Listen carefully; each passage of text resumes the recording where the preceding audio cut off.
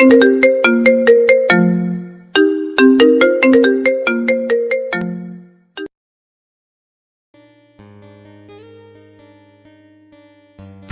নতুন নতুন ভালোবাসার গল্প পেতে আমাদের চ্যানেলটি সাবস্ক্রাইব করে বেল বাটনে ক্লিক করুন। ওই শুন, কি? এমন লেদারামের মতো দাঁড়াই আছিস কেন? আসলে 4 দিন বাদে তো তোমার বিয়ে, তাই ভাবতেছিলাম গায়ে হলুদের দিন কোন গানে ডান্স করব। রাগি রাগি লুক নিয়ে কাছে আসলো আর প্রতিদিন এমন 2-1টা থাপড়ানি আমার গালে পড়েই, আর আজকে তো সিরিয়াস একটা মোমেন্টে এমন ফালতু কথা বলেছি, থাপড়ানি তো পড়বেই। কেন যে আমি তোর মতো একটা পিচ্চিরে ভালোবাসছিলাম আল্লাহ জানে। আল্লাহকে জানতে হবে কেন? আমি তো জানি কেন ভালোবাসছিলা। ও আচ্ছা, তুই তো আবার মহাজ্ঞানী। ঠিক আছে, বল কেন তোরে ভালোবাসছিলাম? কেন আবার? আর এই সামান্য একটা জিনিস বলতে জ্ঞানী হওয়া লাগে না, বুঝলা? বলতো কেন তোরেই ভালোবাসছিলাম? প্রথমত, তোমার এই হাটটার প্রধান খাদ্য হলো থাপড়ানি। যদি তুমি তোমার থেকে বড় কাউরে ভালোবাসতে, তাহলে তো আর আমার মতো তারে যখন তখন ইচ্ছে মতো থাপড়ানি দিতে পারতে না। তাই এই দিক দিয়ে আমি তোমার জন্য একদম পারফেক্ট। আবার অন্য কারো ওপরে যখন চেইতে থাকো, তখন তো সব ধকল আমার ওপর দিয়ে যায়। আমি বেচারা মুখ ফুটে কিছু কইলেই ঠাস। বড় কাউকে ভালোবাসলে তো আর এমন করতে পারতে না। সেই জন্যই তো আমার মতো পিচ্চিরে ভালোবাসছিলাম। তবে হ্যাঁ, তোমারে ভালোবেসে আমারও একদিক দিয়ে লাভই হয়েছে। তাই হুম। তো কি এমন তোর লাভ হইছে শুনি? এই যেমন বড় বড় কোনো জিনিস চাওয়ার আগেই পাওয়া যায়। বড় বড় জিনিস মানে? আরে বড় বড় জিনিস বোঝো না? বড় বড় জিনিস আবার কি? ওই যে সেদিন দিলে আর বলতে পারো না, আমার লজ্জা করে। শয়তান, তোরে তো আমি। আবার উম্মা দিবা, তাই না? চুপ, তোরে ভালোবাসাটাই আমার ভুল হইছে। হুম। একটু পরে নীলার দিকে তাকিয়ে দেখি পাগলিটার 2 চোখে পানি। হ্যাঁ, যার সাথে কথা বললাম সে গল্পের নায়িকা নীলা, আর আমাকে তো সবাই চেনে। আমি তানভীর। এবার গল্পে আসা যাক। ওই কি হয়েছে? তানভীর, তোরে ছাড়া আমি থাকতে পারবো না রে। আমি তোকে ছাড়া অন্য কাউকে বিয়ে করতে পারবো না। কিছু একটা কর প্লিজ। আরে আমি তো কিছু একটা করতেই চাই, কিন্তু কিন্তু কি? কিন্তুটা হইল তোমার খাটাস বাপ এমন এক টাইমে তোমার বিয়ে ঠিক করেছে, আমার কাছেও কোনো টাকা পয়সা নাই। পালিয়ে যে যাবো, টাকা পয়সা লাগবে না। আর আমার কাছে যে টাকা আছে, আমি তো ভাবছি সেটা দিয়ে একটা আইফোন কিনবো। তুমি কি বলো? বুদ্ধিটা ভালো না? হুম, খুব ভালো। তুই থাক তোর আইফোন নিয়ে। আমার থেকে তো আইফোনই তোর কাছে বেশি দামি। আর হ্যাঁ, খবরদার আমার সাথে কোনো যোগাযোগ করার চেষ্টা করবি না। I hate you. Bye. Nila, ও নীলা, দাঁড়াও না। আরে কথা আছে তো। কিন্তু কে শুনে কার কথা? গটগট করেই চলে গেল। ওহ, যত রাগ, অভিমান, মারামারি সব আমার সাথেই। একটু মজা করাও হয় না। আর এমন সময় মজা করাটাও ঠিক না। তবে পাগলিটারে আমি যতটা না ভালোবাসি, তার থেকে ওই আমাকে 100 গুণ বেশি ভালোবাসে। বিয়ের একদিন আগে গায়ে হলুদের রাত্রে নীলাদের বাসায় গিয়ে আমি হাজির। বাহ, অনেক টাকাই তো খরচ করে ফেলেছে। এটাই নীলার বাপের ওপরে প্রতিশোধ নেওয়ার কারেক্ট টাইম। হু হা হা। আর প্রতিশোধটা কি জন্য সেটা একটু পরেই বলতেছি। রাত গভীর হতেই যে যার মতো রুমে চলে গেল, আর এই সুযোগে আমিও চুপি চুপি নীলার রুমের কাছে গেলাম। 10 মিনিট যাবৎ দরজার মধ্যে ঠকঠক করতেছি, কিন্তু দরজা খোলার কোনো নামই নাই। এইদিকে আবার ভয়ও লাগতেছে, যদি কেউ আমাকে দেখে নীলার তো বিয়ে হবেই, সাথে আমিও জেলে যাবো। আবার ঠকঠক করতেছি, ওরে খোদা, এই মেয়ে কি রুমের মধ্যে গলায় দড়ি দিল নাকি? যেই ভাবতেছি চলে যাবো, তার একটু পরেই দরজাটা খুলে গেল, আর তড়িঘড়ি করে রুমের ভেতরে ঢুকলাম। ওই, দরজা খুলতে এত টাইম লাগে? আর একটু যদি লেট হইতো আমি তো ধরা খাইতাম, সাথে তোমারও ওই ছেলের সাথেই বিয়ে হইতো। যার সাথে ইচ্ছা বিয়ে হোক, তুই এখানে কেন আসছিস? বারে, আমার বউকে আমি নিতে আসবো না তো কে নিতে আসবে শুনি? বউ কে? কে তোর বউ? হ্যাঁ, যা ভাগ। ওই নীলা সোনা, এমন করো কেন? আমি তো সেদিন একটু মজা করছিলাম। তানভীর, তোরে ভালোই ভালোই কইতাছি, এখান থেকে যা। এখন আর আমি তোরে ভালোবাসি না। তুমি ভালোবাসো না তো কি হয়েছে, আমি তো বাসি। এবার তো চলো। তুই কে? হ্যাঁ, আমি তোর সাথে কেন যাবো? ঠিক আছে, যাওয়া লাগবে না। এই যে আমি ব্লেড আনছি, মরতে যদি হয় তোমার রুমেই মরবো। তোর যা ইচ্ছে কর। অন্যদিকে ঘুরে আউচ! আমার এমন আওয়াজ করা শুনে নীলা হকচকিয়ে আমাকে তার দিকে ঘোরালো। ওই পাগল, কি করছিস? কই, কিছু করি নাই তো। তাহলে অমন আ আ করে উঠলি কেন? তোমার রুমে অনেক মশা, বুঝলা? একসাথে 2টা কামড় দিছে। আউ! মারলা কেন? কেন আসছিস আমার রুমে? I love you.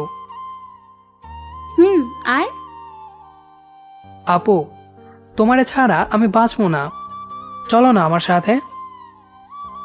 তোরে কোনো বিশ্বাস নাই, যা ভাগ। ওই, কানমো কিন্তু। চুপ। চলো না। ঠিক আছে, আর কোনো শয়তানি করবি না তো? হুম। আবার চলো না। ঠিক আছে, চল। আস্তে করে আমি আর নীলা বাসা থেকে বের হয়ে আসলাম। ওই, এখন কোথায় যাবি? ঠিক করছিস কিছু? আরে হ্যাঁ, সবকিছু ঠিক করা আছে। বাহ, তাহলে এখন চল। আপু, তোমাকে আমি একটা সত্যি কথা বলতে চাই। মানে, এতদিন কি তাহলে সব মিথ্যা কথা বলছিস? আরে না, ওইসব না। তাহলে? আমি তোমাকে আরো আগেই পালিয়ে নিয়ে যেতে পারতাম, কিন্তু যাই নাই। কেন? কারণ তোমার ওই খাটাস বাপের ওপরে একটা প্রতিশোধ নেওয়ার বাকি ছিল। কিসের প্রতিশোধ?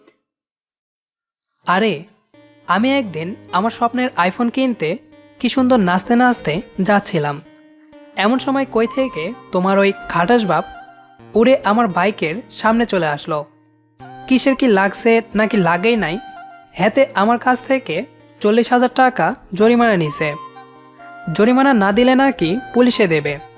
ওনার সাথে আরও কিছু পাবলিক কি সুন্দরভাবে তাল মিলিয়ে আমার মতো একটা বাচ্চার কাছ থেকে এতগুলো টাকা আত্মসাৎ করছে। আমি সেই দিনই প্রতিজ্ঞা করছিলাম, আমার এই 40,000-এর ডাবল টাকা আমি তার লস করব। আর আজকে সেটা তোমার জন্যই পূরণ হলো। Thank you. আহা, কি ভালো লাগতেছে, একদিক তুমি আর অন্যদিকে প্রতিশোধের আগুনটাও নিভে গেল, তাই না?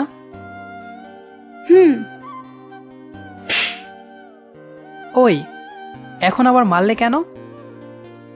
সেদিন আমার বাবাকে বাইক লাগাই দিছো তাই। ও হ্যালো, ওইটুকুর জন্য 40,000 নিয়েও গেছে, বুঝলা? সেই 40,000-এর জন্য আজকে তো লস লাগাইছো। তাহলে সেদিনের ধাক্কা কি ফাও নাকি? তাই থাপড়ানি দিছি। বাপি অমন, মেয়ে আবার কেমন হবে? এবার চলো। আর যাই বলো, মেলা টাকা লস করাইছি। হুম হুম হুম। আবার কিন্তু একটা দিমো। না থাক। তাহলে চুপচাপ চলো। হুম। ওই দাঁড়া। আবার কি? আবার কি মানে? যেমন নড়বড় করে হাঁটতে লাগছিস, 1 কিলোমিটার যাইতে তো 1 মাস লাগাবি। আর হ্যাঁ, আমরা এখন কই যাচ্ছি বলতো?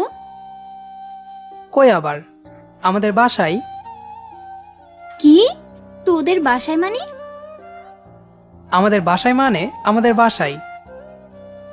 তার মানে তুই অন্য কোথাও যাওয়ার জন্য কোনো জায়গা ঠিক করস নাই? তানভীর, সব সময় এমন দাঁত কালাবি না, বলে দিলাম। হুম। কিসের বাল? হ্যাঁ, প্রথমে ভুল করছিলাম তোরে ভালোবেসে, আবার সেই ভুলটাই দ্বিতীয়বার করলাম তোর সাথে পালিয়ে এসে। দোষ তো আর তোর না, দোষ সব আমার। ধুর বাল। ওই, এত কথা বলো কেন? হ্যাঁ, চারিপাশটা একবার দেখছো? কি সুন্দর রোমান্টিক একটা অবস্থা। আকাশে পূর্ণিমার চাঁদ, হালকা হালকা ঠান্ডা, জ্যোৎস্না, ঝিঝি পোকার ডাক, নির্জন রাস্তা, আর সাথে আমি একটা কিউটুস ছেলে তো আছেই। আর কি চাই তোমার বলো? তুই যদি আর একটু কাছে থাকতি না, ঠাস করে একটা লাগাই দিতাম। হুম। তোমার কাছে থাকলে কপালে তো কিছু থাকে না, যা থাকার সব গালেই থাকে। তানভীর, তোরে কিন্তু আমি। কি করবা? হ্যাঁ, দিবা তো ওই একটা থাপড়া নেই। ছোটবেলায় ভাবতাম গভীর একটা রাতে আকাশে পূর্ণিমার চাঁদ থাকবে, হালকা হালকা ঠান্ডা লাগবে, নির্জন একটা রাস্তায় সুন্দরী একটা মেয়ের হাত ধরে হাঁটবো, সব কিছুই ঠিক আছে। কিন্তু শেষ মুহূর্তে এসে মেয়েটা যে এমন একটা ডাকাত হবে সেটা স্বপ্নেও ভাবিনি। কষ্ট, সবই আমার কপাল। আর একটা যদি কথা বলিস, তাহলে তোর পাছায় লাথি দিয়ে ওই পুকুরের পানিতে ফালাই দিমো, বলে দিলাম। কোথায় যাবি? চুপচাপ চল। পরাজিত রাষ্ট্রের রাজা আমি, কি আর করব? চুপচাপই তো যাইতে হবে। আর একটা কথা মনে রাখবি, কি? যতদিন আমাদের বিয়ে হয়নি ততদিন তুই আমাকে আপু বলবি, আর তুমিও বাদ আপনি করে বলবি। ঠিক আছে, কি আর করার। হাজার হলেও পরাজিত রাষ্ট্রের রাজা আমি, সব হুকুম তো মানতেই হবে। আচ্ছা, লাস্টে একটা কথা বলি। বল। তোমার তো সব কথাই শুনতেছি, বিয়ের আগে শেষবারের মতো একটা পাপ্পি দিবা? ওহ আচ্ছা, আমি একটা কথা বলি। কি? বিয়ের আগে মনে হয় তোর কপালে আরো অনেক থাপড়ানি আছে, এখন থেকেই না সেটা শুরু করে দেই। থাক, লাগবে না কারো পাপ্পি, চলো এখন। এই তো গুড বয়। আর চলো কি? আচ্ছা, কি যে কপালে আছে একমাত্র আল্লাহ জানে। ঝামেলারে মনে হয় দাওয়াত দিয়ে নিয়ে যাইতেছি। আগে তো বাসায় যাই, কপালে কি আছে সেটা পরে দেখা যাবে। বাসার দরজার কাছে গেলাম। এই যে আপু, আপনি একটু ওই সাইটে যাবেন প্লিজ। কেন? না মানে, মা এসে যদি হঠাৎ আমাকে আর আপনাকে এত সাথে দেখে, তাহলে কিছু না বুঝেই খুব বকা দেবে, সাথে আমার কপালে ঝাড়ুর মায়েরও থাকতে পারে। আর যদি আপনি একটু ওই সাইটে থাকেন, তাহলে আমি মাকে সব বুঝিয়ে আপনাকে ভেতরে নিয়ে যাব। ওকে। দরজায় একবার নক করতেই ম্যাজিকের মতো দরজা খুলে মা বেরিয়ে আসলো। আমি মাকে কি বলবো তার আগে মাই আমাকে বলতেছে, কিরে নীলা কই? মার মুখে এই কথা শুনেই তো আমি হা। ওই হাদারাম, এমন হা করে না থেকে বল নীলা কই? এই যে আন্টি, আমি এখানে। নীলা, তুই ওখানে কেন? আপনার ওই হাদারামটা আপনার ভয়ে আমাকে এখানে লুকিয়ে রাখছে। আচ্ছা, তোর হাতটা দে। জি আন্টি। কি সুন্দর করে হাতটা ধরে রুমে নিয়ে গেল। নীলা আর মার মধ্যে যে কি চক্কর চলতেছে, মাথার মধ্যে কিছুই ঢুকতেছে না। তানভীর, এদিকে আয়। হুম ওখানে বস। হুম। মা আর নীলা আমার সামনের সোফায় বসে আছে, আর আমি বেচারা তাদের সামনে। নীলা আসতে তো তোদের কোনো অসুবিধে হয়নি? কি যে বলেন না আন্টি, আপনার ছেলের সাথে ছিল, অসুবিধা না হলেও সে তো আছেই অসুবিধে সৃষ্টি করার জন্য। মা আর নীলার ভাবসাব দেখে মনে হচ্ছে দুজন দুজনকে কত জন্ম ধরেই না চেনে। কি রে, কি ভাবছিস? না মানে, তোমাদের দুইজনকে দেখে যা মনে হচ্ছে, তুমি আর নীলা মা মেয়ে, আর আমি পাশের কোনো এক এলাকা থেকে তোমাদের কাছে একটু পানি খাইতে আসছি, আর পানি দেওয়ার নাম করে তোমরা আমারে এমনে বসায় রাখছো। দেখছেন আন্টি, আমি বলছিলাম না, ওই খালি 2 লাইন বেশি বোঝে। মন চায় সব সময় থাপড়ানির উপরে রাখি, তবু যাতে একটু মানুষ হয়। আমি তো এতদিনেও ওরে একটু ঠিক করতে পারি নাই। তুই যখন এসেই পড়েছিস, যেমনিই হোক ওরে একটু মানুষ করিস মা। আপনি অনুমতি দিলে সব পারবো আন্টি। এত আন্টি বলছিস কেন? মা বলবি এখন থেকে। জি মা। বাহ বাহ, খুব ভালো। আসতে না আসতেই সিরিয়ালের পার্ট নেওয়া শুরু হয়ে গেছে। আর মা, তোমাকে বলতেছি, আমি হচ্ছি তোমার আপন ছেলে, বুঝলা? অন্যের ধোকায় পড়ে নিজের ছেলেটাকে বলি দিও না। আমি কেমন সেটা তো তুমি জানোই। আমার মনটা এখনো কোনো নিষ্পাপ শিশু চাইতে কম না। আমি সব জানি বাবা, কারো ধোকায় পড়ে নয়, আমার নিজ ইচ্ছেতেই তোকে নীলার হাতে সঁপে দিচ্ছি। মা, এটা কিন্তু ঠিক হচ্ছে না। আরে, আমি কি করছি? সব কিছু তো তুই ঠিক করছিস বাবা। ঠিক আছে, তোমাদের যা ইচ্ছে। পরে দেখা যাবে বিয়ের সময় আমিই নাই। হি হি হি। ওই কি বললি? কই কিছু না তো। ঠিক আছে, যা এখন ফ্রেশ হয়ে খাবার টেবিলে আয়। আর নীলা, তুই আমার সাথে আয়। ঠিক আছে মা, চলেন। ফ্রেশ হয়ে খাবার টেবিলে এসে দেখি নীলা আর মা আগে থেকেই বসে আছে। নীলাকে দেখতে যা লাগছে না, কি আর বলবো, পুরাই ঝাক্কাস। ওই এমন হাঁ করে কি দেখতেছিস? খেতে আয়। খেতে খেতে মা বলল, তানভীর শোন, শুনতেছি, বলো। কালকে থেকে নীলা যা বলবে সেটাই হবে এই বাড়িতে। আমি ওকে সব বুঝিয়ে দিব আজকে রাতে। কাম তাইলে সারছে। ওই কি বললি? না কিছু না, তোমার বাড়ি, তোমার টাকা, তুমি যা বলবা তাই হবে। আমি আবার কি বলবো? মনে রাখবি। আমার মনে রাখার কি দরকার? তোমরা তো আছোই, যখন ভুলে যাব মনে করাই দিও। দেখছেন মা, আমি আপনাকে বলছিলাম না, ওই মিষ্টি কথায় ভালো হবার ছেলে না। আমার মুখ দিয়ে তো কথা না, নিম পাতার রস টপ টপ করে পড়ে, তাই আমার কথা কারোর ভালো লাগে না। আর তোমাগো সবার মুখ দিয়ে তো মিষ্টি সুরা টপ টপ করে পড়ে, তাই তোমাগো সব কথাই ভালো। দেখছেন মা, ওই কেমন ঘাড়তারা। নীলা, তুই চুপ কর। কালকে থেকে ওর সব বাদরামি আমরা বের করব। দেখবো নি। ঠিক আছে, খেয়ে দে রুমে যা। আর নীলা, তুই আমার সাথে চল, আমার পাশের রুমে ঘুমাবি। দুই মহারানী গটগট করে সামনে দিয়ে চলে গেল। এই দুই সিরিয়াল খোরের চক্কর কি? কিছুই তো বুঝতেছি না। আচ্ছা, চক্কর যাই হোক, আজকের মতো ঘুমিয়ে পড়ি। সকাল হলেই সব টের পাওয়া যাবে। এমন সময় কই থেকে নীলা এসে বিয়ের আগে এটাই শেষ, এরপর থেকে যা পাবি সব থাপড়ানি। বলেই চলে গেল।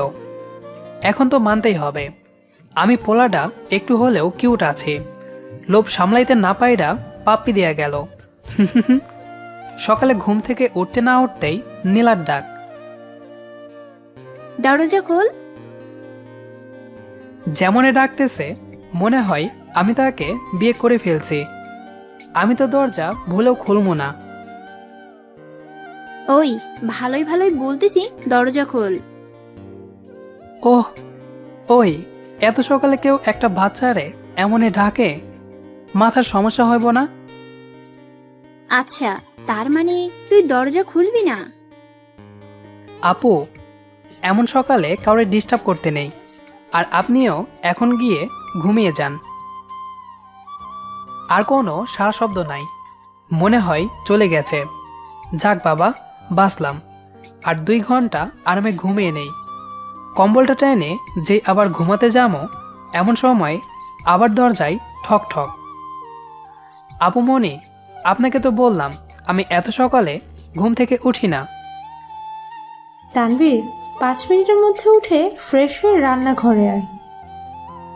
2 ঘন্টার আগে বাহিরেই যাবো না। আর তো রান্নাঘর। যাও ভাগো। ঠিক আছে, খিদে লাগলে কে তোকে খেতে দেয় সেটাই আজকে দেখব। এই যে মা, অন্যের পামে পড়ে যতই আমাকে হুমকি দাও না কেন, এই তানভীর কারো হুমকিতে ভয় পায় না, বুঝলা? এবার যাও, আমি আরো ঘুমাবো। যেই 2 ঘন্টা ঘুমাইতাম সেখানে এখন 4 ঘন্টা ঘুমাবো। 4 ঘন্টা কেন, সারাদিন ঘুমা। খিদে যখন লাগবে এমনি টের পাবি। চল তো নীলা, যে নিজের ভালো নিজেই বুঝে না তারে বুঝিয়ে লাভ নেই। আসছে দলবল নিয়ে হুমকি দিতে। আমি কি কাউকে ভয় পাই নাকি? আবার ঘুমিয়ে গেলাম। কয়েক ঘন্টা পরে অনেক ঘুমাইছি, এখন উঠি। ফ্রেশ হয়ে খাবার টেবিলে গিয়ে দেখি মা আর নীলা বসে বসে আরামে খাচ্ছে, আর আমার প্লেটটা উপর করে রাখা। শরমে তো খাবারও চাইতে পারতেছি না। দুইজনেই আমার দিকে তাকিয়ে মুচকি মুচকি হাসছে। মনকে বুঝাইতেছি, তানভীর, না খেয়ে থাকা লাগলেও ভালো, তবুও এই সিরিয়াল খোরদের কাছে হার মানা যাবে না। কি রে, কি ভাবছিস? যাই ভাবি, মনে করো না যে খাওয়ার জন্য এসে দাঁড়াই আছি। আর তুইও মনে করিস না যে তোর অমন শুকনা মুখ দেখে আমরা তোরে খাইতে দিমো। এই যে আপু, নেহাত আপনি আমাগো বাড়ির মেহমান, তা না হলে? ওই তা না হলে কি? হ্যাঁ, কি করবি তুই? ও নীলা, তুইও না? পেটে টান পড়লে সবাই এমন রেগে থাকে। তুই চুপ। এই সিরিয়ালেই দেশটা খাইলো। দেশের চিন্তা না করে নিজের পেটের চিন্তা কর, যা। আপনারে এত জ্ঞান দিতে হইব না। বাসা থেকে বের হয়ে নিচে আসলাম। খাওয়ার জন্য কি যে কিনবো সেটাই ভাবতেছি, কারণ বাইরে উল্টাপাল্টা খাবার খাইলে পেটের আবার 12টা বাজবে। উল্টাপাল্টা কিছু না নিয়ে তার থেকে বরং কলা আর রুটি নিয়ে নেই। এগুলা দিয়েই দুপুর পর্যন্ত হয়ে যাবে, রাতেরটা রাতে দেখা যাবে। কলা আর রুটি নিয়ে বাসায় গেলাম।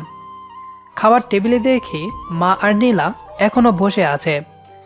এখনো বসে থাকার মানে হচ্ছে এই দুজন আমাকে দেখে খুব মজা নিতেছে, আর আমিও হার মানার পাত্র না। ওদের সামনে বসে কলা ছিলতেছি আর রুটি খাচ্ছি। আহা, কি টেস্ট! যে এই রুটি বানাইছে না তার হাতে তো জাদু আছে। আর তোমরা তো এতদিন রান্না করেও কিছু শিখতে পারলে না, আর পারবাই বা কেমনে? ভালো কিছু করতে হলে মনটাও ভালো হওয়া দরকার। আমার কাছে থেকে কিছু শিখো শিখো। আমাদের সব কিছুই তো খারাপ।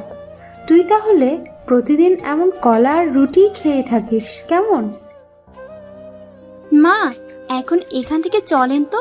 সকালে এসে লোকটা যে ছানাগুলো দিয়ে গেল ওইগুলো দিয়ে সন্দেশ বানাতে হবে। সন্দেশ? সন্দেশ। আর হ্যাঁ, খবরদার রান্নাঘরে ঢুকবি না বলে দিলাম। আমার আর কোনো কাম নাই তো, তাই মেয়েদের রান্নাঘরে ঢুকবো। ঠিক আছে। সন্দেশের কথা শুনতেই তো মুখ সহ পুরো শরীরটা কেমন করে উঠল। তবে ওরা যতই লোভ দেখাক না কেন, আমি তো ওদের ফাঁদে পা দিব না। খেয়ে দিয়ে রুমে গেলাম। কম্পিউটারটা অন করে হুদাই কোডিং করতেছি। একটু পর থেকেই সন্দেশ বানানোর সময় যে মিষ্টি ঘ্রাণটা বের হয় সেটা উড়ে উড়ে এসে আমার নাকের মধ্যে ঢুকতেছিল। আর সাথে সাথেই তো আমার সন্দেশ খাওয়ার প্যারাটা উঠে গেছে। কিন্তু এখন তো সন্দেশ খাওয়ার কথা ভুলেও মুখে আনা যাবে না। নিজেকে অনেক কষ্টে কন্ট্রোল করে চুপচাপ শুয়ে পড়লাম।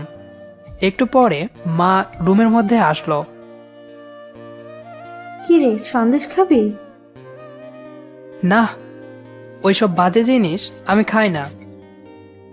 ঠিক আছে, রান্নাঘরের দিকে একটু খেয়াল রাখিস। আমি আর নীলা ছাদে যাচ্ছি। আচ্ছা যাও, আর হ্যাঁ, তাড়াতাড়ি এসো। এই তো সুযোগ। এখন রান্নাঘরে গিয়ে ফটাফট কয়েকটা সন্দেশ নিয়ে আসি। দৌড়ে গিয়ে কয়েকটা সন্দেশ নিয়ে আবার দৌড়ে চলে আসলাম। ওরে সন্দেশে, তোর কথা শুনলেই পরানটা কেমন ছটফট করতে শুরু করে দেয় রে ভাই। এই বলেই গপ সন্দেশগুলো খেয়ে আবার শুয়ে পড়লাম। কিছুক্ষণ পর নীলা এমন একটা ভাব নিয়ে রুমে আসলো, ওরে দেখে মনে হচ্ছে আমি যেন ওর সব সোনার গহনা বিক্রি করে সন্দেশ খাইছি। ওই ওঠ। কেন? সন্দেশ খাইছিস কেন? সন্দেশ খাইছি? তাও আবার আমি? হু হা হা হা। আপু, আপনার মনে হয় কোথাও ভুল হচ্ছে। আপনি মনে হয় কারো ভুল ইনফরমেশন পেয়ে ভুল জায়গাতে আসছেন। ও আচ্ছা, তাই না? হুম। মা, ও মা, মা। এই যে আপু, এমন মামা করার কি আছে? আগে আসুক, তারপর সব বলতেছি। মা। কি রে নীলা, কি হয়েছে? এই যে দেখেন, আপনার গুণধর ছেলে কতগুলো সন্দেশ চুরি করে এনে খাইছে। কইলেই হলো? আমি যে খাইছি কোনো কি প্রমাণ আছে? আমি ঠিক জানতাম তুই এই প্যাচটাই ধরবি, সেই জন্য প্রমাণও রেডি করেই রাখছি। তো দেখি কি প্রমাণ রেডি করে রাখছেন। এই যে দেখ। আর মা, আপনিও দেখেন, বাইরে যাওয়ার সময় রান্নাঘরের সামনের দিকে আমি আমার ফোনের ভিডিওটা অন করে রেখে গিয়েছিলাম, কারণ আমি জানতাম ছোট কেন বিড়াল না, আসলে বড় হনুমানের মতো একটা বিড়াল নিশ্চয়ই সন্দেশ খেতে আসবে। হ্যাঁ, আমিই খাইছি। তো এবার তো আপনারা যান। থাক তুই, চোর একটা। চলেন তো মা, ওই থাক এখানে। অন্যদিকে দেখছেন মা, শয়তানটা এবার একটু হলেও সোজা হবে। বিকেলবেলা ওরে পেটের খিদে, এমনে আর কতক্ষণ থাকবো। বুদ্ধি একটা পাইছি। ওই দুই মহারানীর সাথে এমন ঝগড়া করে পাওয়া যাবে না। ওদের মধ্যে ঢুকে ওদেরকেই শায়েস্তা করতে হবে। বিছানা থেকে উঠে গোসল করে মার রুমে গেলাম। আবার কি মতলব নিয়ে এসেছিস? খিদে লাগছে। মা, বাচ্চাটা যখন নিজের থেকে খুঁজে আসছে, কিছু একটা ব্যবস্থা করেন। কি, এবার তোর বাদরামি কমছে? রান্নাঘরে বাজারের ব্যাগ আছে, গিয়ে নিয়ে আয়। ব্যাগ নিয়ে আসলাম। নীলা, তুই যা যা খাবি এখানে সব লিখ। জি মা। আর এই নে ধর বাজারের লিস্ট, সবগুলো ঠিকঠাক মতো নিয়ে আসবি। আর এই যে আপু, আপনার লেখা হলো? এই নে ধর। বাজারে গিয়ে সব লিস্ট করলাম। প্রথমে যা লেখা ছিল, এই যে পাগল, তুই এমন কেন? হ্যাঁ, কারোর কথা শুনতে ইচ্ছা করে না, তাই না? একটু কথা শুনলে কি হয়? সেই তো বাজারে গেলি, সকালে উঠলেই তো আর না খেয়ে থাকা লাগতো না। খুব খিদে লাগছে, তাই না? তাড়াতাড়ি বাজার করে সাবধানে বাসায় আসবি। আর হ্যাঁ, আসার সময় আমার জন্য চকলেট আর আইসক্রিম আনবি। আর তোর যা মনে হয় সেটাই নিয়ে আসিস। নীলার লেখা কথাগুলো পড়ে নিজেকে অনেক সুখী মনে হচ্ছে। কারণ পৃথিবীতে মা আর নীলাই এমন দুই নারী যারা আমাকে নিজের জীবনেও চাইতে বেশি ভালোবাসে। আর আমিও। সব কিছুই ঠিকঠাক মতো নেওয়া শেষ। এবার বাড়িতে গিয়ে দেখি ওই দুই মহারানী কি করছে। বাজারে ব্যাগটা নিয়ে যেই না রুমে ঢুকছি, অমনি নীলা কই থেকে এসে সোমেরে বাজারে ব্যাগটা নিয়ে গেল। দেখি দেখি সব কিছু ঠিকঠাক মতো নিছিস তো? এটা বলেই ব্যাগের ভেতরে হাত দিয়ে ডিমের পোটলাটা বের করলো। আর পোটলা খুলে একটা একটা করে ডিম বের করে নিচে রাখতে লাগলো। ওই, এটা কি হচ্ছে? হ্যাঁ, কি হচ্ছে সেটা তো দেখতেই পাচ্ছিস। তাই বলে সব ডিমগুলো এমনে বের করবেন? করব। মা, ও মা। আচ্ছা, এমন মামা করে চিল্লানোর কি আছে? আগে মা আসুক, তারপর তোরে মজা দেখাচ্ছি। মা। আরে বাবা, আসতেছি তো, এমন ডাকতেছিস কেন? কেন ডাকতেছি সেটা এক্ষুনি টের পাবেন। তার আগে এখানে বস, ডিমগুলো দেখুন। ডিমের মধ্যে আবার কি হয়েছে? ডিমের মধ্যে কিছুই নাই। ডিমের সাইজগুলো একবার দেখছেন? কোয়েল পাখির ডিমগুলো এর চাইতে সাইজ বড় হয়। ও মা, তাই তো। ওই ডিমগুলো কেনার সময় কি তোর চোখে পাওয়ারওয়ালা চশমা লাগানো ছিল? হ্যাঁ, এইটুকু ডিমও বড় বড় দেখছিস। আমি বলছিলাম না মা, ওরে দিয়ে কিচ্ছু হবে না। ঠিক বলেছিস রে মা, একটাই ছেলে আমার, তাও আবার অকর্মার ঢেকি। তোমাদের ভাবসাব দেখে যা মনে হচ্ছে ডিমগুলো মুরগি পারে নাই। বাজার থেকে ডিমগুলো আমি পেড়ে আনছি। ঠিক আছে, মুরগি না হয় ছোট ছোট ডিম দিছে, তাই দোকানদারও তোরে ছোট ডিমগুলোই দিছে।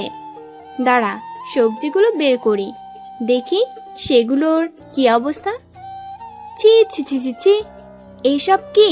হ্যাঁ, গরু ছাগলও এমন সবজি খায় না। পটল, বেগুন, করলা একটারও কোনো সাইজ আছে? আচ্ছা, লোকে যেইগুলো বাজারে ফেলে দেয় ওই সব কি তুই কুড়িয়ে আনছিস নাকি? মা, এবার কিন্তু সব বেশি বেশি হয়ে যাচ্ছে।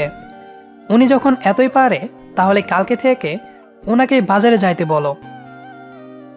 কেন আমাকে বাজারে যেতে হবে কেন? তুই কি কিছু শিখবি না?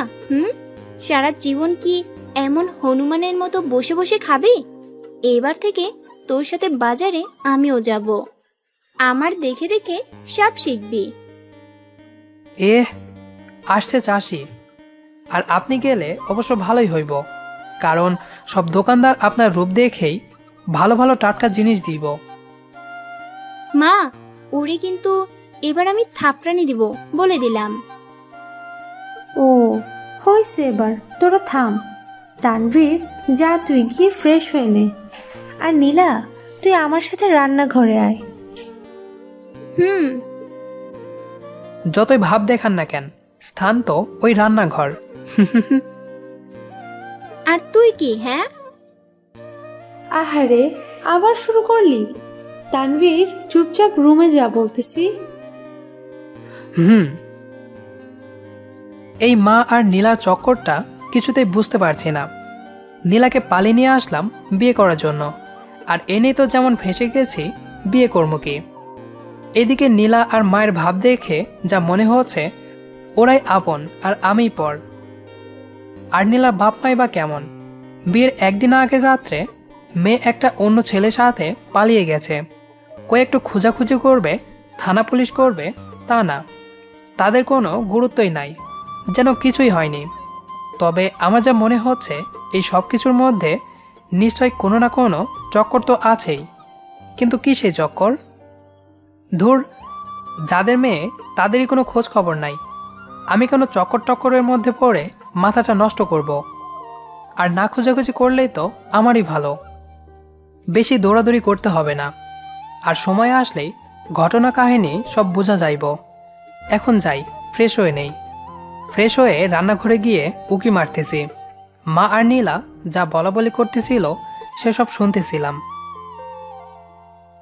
নীলা, তুই আসার পর থেকে না বাড়িটা কেমন পরিপাটি হয়ে গেছে, আর শয়তানটাও লাইনে আসছে। আগে তো আমার একটা কথাও শুনতো না, না পারতাম একলা বাড়ি সামলাতে, আর না পারতাম ওকে সামলাতে। বকাঝকাও করতে পারি না। বকা না দিয়ে তো এমন বাদর তৈরি করেছেন, ওরে শুধু বকা না, ঝাড়ু দিয়ে পেটানো দরকার। ঠিক বলছিস। মাঝে মাঝে আমারও মনে হয় যে বাদরটাকে ঝাড়ু পেটা করি, কিন্তু আমি পারি না, জানিস। আর কোনোদিন আমি সেটা পারবোও না। কেন? কারণ, আচ্ছা তোকে কিছু ঘটনা বলি। তোর আঙ্কেল যখন মারা যায় তখন তানভীরের বয়স মাত্র 1 বছর। ও সেই ছোট থেকে অনেক দুষ্টু। এমন কেউ নেই যার কোলেও চড়েনি। বাসায় কোনো ফকির আসলেও লাফ দিয়ে গিয়ে তার কোলে চড়ত। তোর আঙ্কেল বিদেশ যাওয়ার পরে ওর দুষ্টুমিগুলো আর ওই আমাকে বাঁচিয়ে রেখেছে। আমি যখন মন খারাপ করে শুয়ে থাকতাম, লাফ দিয়ে খাটে উঠতো আর আমার গাল ধরে টানতো। আমি এখনো ভেবে পাই না যে ছেলে তখন ঠিকমতো কথা বলতে পারতো না, সে কি না এসে আমার মন ভালো করে দিত। সেই তখন থেকে এখন অবধি যখনই আমার মন খারাপ হয় তখনই ও এসে কোনো না কোনো বাহানা দিয়ে আমার মন ভালো করে। কিন্তু আমি মা হয়েও কখনো ওকে মন খারাপ করে থাকতে বা কাঁদতে দেখিনি। সবসময় দুষ্টুমি করে ঠিক আছে। কিন্তু আমি এইটুকু জানি যে পাগলটা কখনো বউকে কোনো কষ্ট দেয় না। ওকে ঘিরে আমার বেঁচে থাকা, জানিস। ওই আমার সব। আর তুই হচ্ছিস আমার একমাত্র বাদর ছেলের বউ, যেই বাদরকে একমাত্র তুই ঠিক করতে পারবি। মা, তানভীর আর আপনি না সত্যি অনেক ভালো। আর আপনার পাগলটাকে আমিও আমার নিজের চাইতে বেশি ভালোবাসি। আমি রান্নাঘরে ঢুকলাম। কি রান্না করতেছ? হ্যাঁ, কোনো গন্ধই নাই। তানভীর, কোনো দুষ্টামি করবি না বলে দিলাম। রান্নাঘরে আসছিস, চুপচাপ ওই সাইডে গিয়ে বসে থাক। আমি বসবো না। কি করবা? এই যে এটা দেখছিস, এটা দিয়ে তোরে পিটামো। আমি তো ভয়ে মরে যাচ্ছি। ওরে নীলা রে, তুই একটু ধৈর্য ধরে থাক মা। ওরে বললে তো কোনো লাভ নেই। ঠিক আছে। তুই এখানে কেন আসছিস? তোমার কাছে ওরে নিয়ে একটা কমপ্লেন আছে। ঠিক আছে, এখন রান্না করতেছি, পরে শুনবনি। এখন যা। আচ্ছা, তাহলে আমিও পরে যাবনি। ও বল, কি কমপ্লেন? কালকে ওরে পালিয়ে নিয়ে আসার সময় ওই আমাকে ভয় দেখিয়ে বলেছে ওরে নাকি বিয়ের আগ পর্যন্ত তুমি করে বলা যাবে না, আর আপুও বলতে হবে। কিন্তু এখন থেকে আমি আর ওরে ওইসব বলতে পারবো না। তুমি সেটা ওরে বলে দাও। ঠিক আছে, বলে দিবনি, এবার যা। না, এখনই বলতে হবে। মা আমার ওর কথায় রাজি হয়ে যা, তা না হলে ও আমাকে পাগল করে দিবে।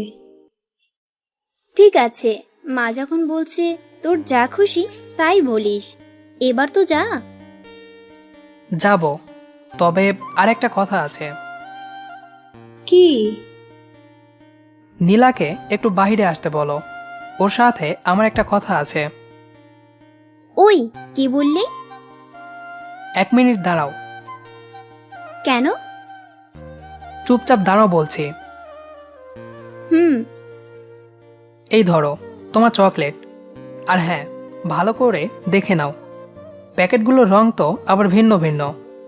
আইসক্রিম আনি নাই, কারণ বাজার থেকে বাসায় আনতে আনতে ওইসব আর আইসক্রিম থাকবে না, হালুয়া হয়ে যাবে। হুম, কথা শেষ হয়েছে তোর? হ্যাঁ, তবে আর একটা কথা আছে। কি? চোখ বন্ধ করো। ওকে। নীলা চোখ বন্ধ করতেই ফট করেই একটা কিস দিয়েই আমার রুমে দৌড়, আর রুমে গিয়েই দরজা লাগিয়ে দিলাম। যাক বাবা, বাঁচলাম। ঘন্টাখানেক পরে মা ডাকতেছে, তানভীর খেতে আয়। খাওয়ার কথা শুনতেই লাফ দিয়ে উঠে খাবার টেবিলে গেলাম।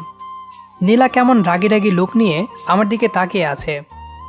ওর দিকে বেশি না তাকিয়ে খেতে লাগলাম, কারণ সারাদিন পেটে ভাত পড়ে নাই, আর আমরা বাঙালিদের ভাতই সব। মা আর নীলা খাওয়া শেষ করে গিয়ে টিভি দেখতেছে, আর এইদিকে আমি খাচ্ছি। একটু পরে আমারও খাওয়া শেষ। মা আর নীলার কাছে গিয়ে দেখি, আমি জানতাম, আমি ঠিকই জানতাম, মেয়ে মানুষ মানেই সিরিয়াল খোর। কি যে মধু আছে তোমরাই ভালো জানো। সেই ক্লাস 1-এ থাকতে একটা নাটক শুরু হয়েছিল, আজ আমার বিয়ে হতে চলল। তবুও নাকি সেই নাটকের নায়ক নায়িকা এখনো এক হতে পারে নাই, আর তাদের মিল দেখার জন্য তোমরা গাধীরা হা করে বসে থাকো। কি বুদ্ধি তোমাদের! রিমোটটা টেবিল থেকে নিলাম। তানভীর, চ্যানেল পাল্টাবি না বলে দিলাম। পাল্টাবি না কইলেই হলো। ওয়াও, কুম্ফু পান্ডা মুভি দিছে, আজকে তো সারা রাত দেখবো। মা আর নীলার মধ্যে গিয়ে বসলাম। দুইজনেই তো আমার ওপরে হ্যাব্বি রেগে আছে। তাদের স্বাদের সিরিয়াল দেখতে দেই নাই, তবে আমি থাকলে কোনো সিরিয়াল চলতো না। মা, একটু ওইদিকে সরে যাও তো, আমি তোমার কোলে মাথা দিয়ে দেখব। মার কোলে মাথা দিয়ে মুভি দেখতে দেখতে কখন যে ঘুমিয়ে গিয়েছি মনেই নাই। হঠাৎ চোখ খুলে দেখি টিভি অফ। মা সোফায় হেলান দিয়ে শুয়ে আছে, আমি মার কোলে, আর নীলা আমার পেটের ওপর মাথা দিয়ে শুয়ে আছে। মনে মনে ভাবতেছি, পৃথিবীর সব মা ছেলে এবং ছেলের বউ যদি আমাদের মতো হতো, তাহলে আর কোনো সংসারে অশান্তি হতো না। সবাই কি সুন্দর করে ঘুমাইতেছে, আর এর মধ্যেই আমার সেই হিসি চাপছে। না করলে হবেই না, আর আমি উঠবো মানেই সবার ঘুম ভেঙে যাবে। কি যে করব! আস্তে করে উঠে হিসি করতে দৌড়। হিসি করে এসে দেখি সবাই অমন হয়ে আছে। এমন সময় মাথায় একটা দুষ্টু বুদ্ধি চাপল। নীলাকে আস্তে আস্তে টেনে মার কোলে রাখলাম, আর আমি নীলার উরুর উপরে মাথা দিয়ে শুয়ে পড়লাম। আহ, কি শান্তি! আমাদের আজকের গল্পটি কেমন লেগেছে সেটি অবশ্যই কমেন্ট করে জানাবেন। আর নিয়মিত এরকম ভালোবাসার গল্প পেতে আমাদের চ্যানেলটি সাবস্ক্রাইব করে পাশে থাকা বেল আইকনটিতে ক্লিক করে রাখুন, যাতে করে আমাদের সকল আপডেট সবার আগে আপনার কাছে পৌঁছে যায়। ধন্যবাদ সবাইকে।